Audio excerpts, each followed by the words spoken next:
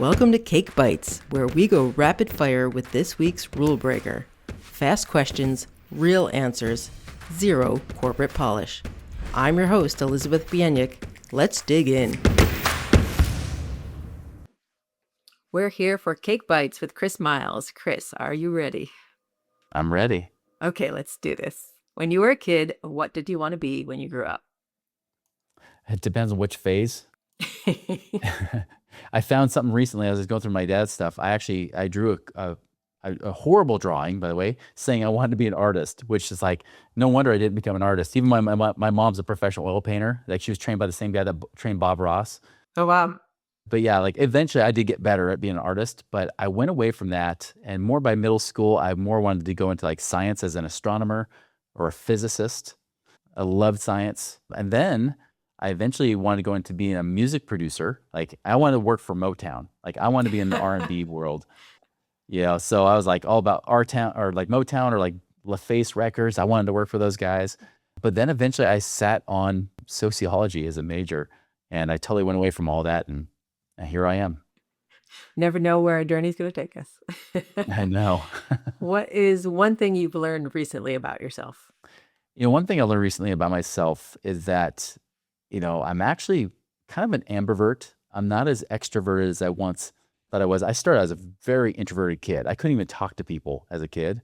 I would sweat. Like, I would get so nervous. I was bashful in my first grade play only because I refused to be in the play. She's like, all you have to do is nod your head. And then I about threw up and I have nervousness from nodding my head in one line. And so I flipped the script and I went complete extrovert, social butterfly in college. And then I realized, like, I'm kind of in the middle, right? Like, I kind of like balanced it out. And so I'm the kind of person that doesn't actually like to, be in front of big crowds and parties and be the life of the party. I kind of like to be one that's on the side making snarky little comments and with maybe one or two friends. And then I'm like, cool, I'm going to go to my room and watch Netflix. So, That's why we get so along, I've started to Chris. embrace I'm it the instead of shaming it. back row snarky comment person. That's me. We should hang out. That's why. Exactly. I knew we'd get along. What's one daily habit that you think has contributed to your success? Yeah, Tony Robbins has this thing called the hour of power, where I've kind of morphed it into my own thing, where I refer to as the 3 E's, which is Okay. education, exercise, and enlightenment. And so every morning when I wake up, even this morning, even though I got like 5 hours sleep, I'm a little bit tired, I got out and I started doing exercise. I've learned that exercise has to wake my body up. Otherwise, I'll fall asleep doing like enlightenment stuff. I can't pray, for example, very well when I'm falling asleep. So I do exercise first and foremost when I wake up. And what's Then your I'll do like exercise of enlightenment. choice? Exercise of choice. Well, this morning was a lot of like burn body boot camp with a bunch of Okay. other ladies, and and then I run marathons. So I do a lot of Okay. running now. So Wow. it actually started because I started doing this routine, and because I was broke, I went away from ballroom dancing. But when I was broke, the cheapest thing you could do is run. You just throw on shoes and you go, right? And eventually led me to doing marathons and going around the world. So anyways, so doing that, like exercise, education is like, just studying, it could be audiobooks or reading books or things like that, learning something new. And then enlightenment's like prayer, scriptures, meditating, yoga, whatever it might be, that kind of thing. And that really was what got me through those hard times when I had to be extra resilient. That was one of the things that helped me get through those times. Awesome. All right. What do you tell yourself or remind yourself after a setback? I have to remind myself, and hey, I have plenty of them, they still happen, that everything happens for a reason. I know that not everybody believes that to be true, but I believe it to be true in the context that things happen for you, not to you, right? And so whatever it might be, I also kind of use, this will go to another question too, maybe, but Napoleon Hill says that with every adversity is a seed for an equal or greater opportunity, right? And so I figured, hey, the harder it might be, the better the blessing is on the other side. And that's what got me through those really hard times when I was broke, right? I'd live like literally from financial freedom to welfare, like on food stamps, trying to like not feel like a complete, loser, right? But I had to remind myself, like, have my faith. I was like, hey, there's a purpose behind this. There are no real accidents in life. Like, there's a purpose for me. And even if I come out of this thing and I help just one person, wouldn't that be worth it? And so I Yeah. hold on to that almost forward-focused faith of like, look at the end of the tunnel. Even though I can't see the light, here's what it could look like, right? And I would hold on to that, even if it made me seem a little bit delusional, and it got me through those hard times. I was going to ask you if you have a favorite quote or mantra, but I think you might have just shared one there. Is that your favorite quote? Or if so, please share it again. Or do you Well, have during another hard times, I would say that one definitely helps as a reminder. If I were to go with a favorite, mantra I go with is that when it comes to the financial aspect, right, is that dollars follow value, right? I learned really quickly, if I want to make more money, it's not about how do I screw people over, right? It's never about that. It's about how do I serve people, solve problems, or add value in such a way that money is just a natural byproduct.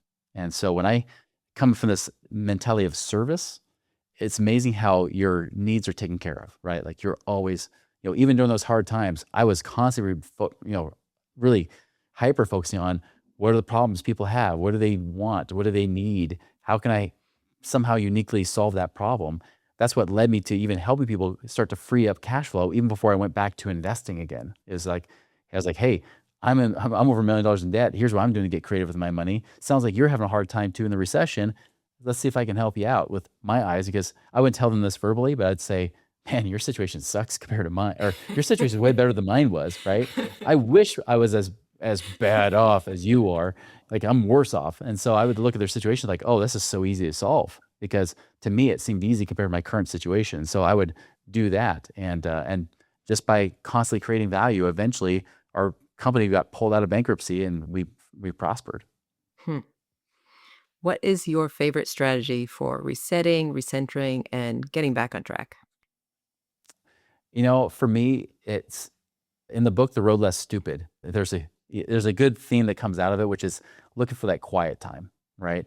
Don't always fill your brain with social media and news or whatever else it might be, and constantly being busy. Sometimes you just gotta slow down and think, turn off the phone, turn off the noise and get to that silence and really listen to what's the signal versus the noise, as you might have heard people talk about before. And that to me is like kind of how you get recentered. Obviously, like I like to pray and have a belief in God. And so getting recentered there and having that quiet time really does a lot for me. Yeah, amazing. Really good advice for all of us too. And since this is Cake on Tuesday, I must ask, what is your favorite kind of cake? So you might hate me for this, but I actually, for the most part, hate cake. Mostly what I hate is not the cake itself, it's the frosting that's always put on the Okay. cake. So for me, I usually, my weapon of choice, my cake of choice for my birthday Depends on is how I put usually it. an ice cream cake. Like I'm a Okay. huge ice cream fan, so I love ice cream cake. All right. That's a certain kind of ice cream, or you have a lot of favorites? That's a good question. It's probably more of a chocolate Okay. ice cream. Chocolate ice cream cake. We can go with it. We can Yeah, work with that, Chris. All right. Thank you so much for joining me for Cake Fights. same. Thanks. Thanks for joining another Cake on Tuesday celebration of beautiful disruption.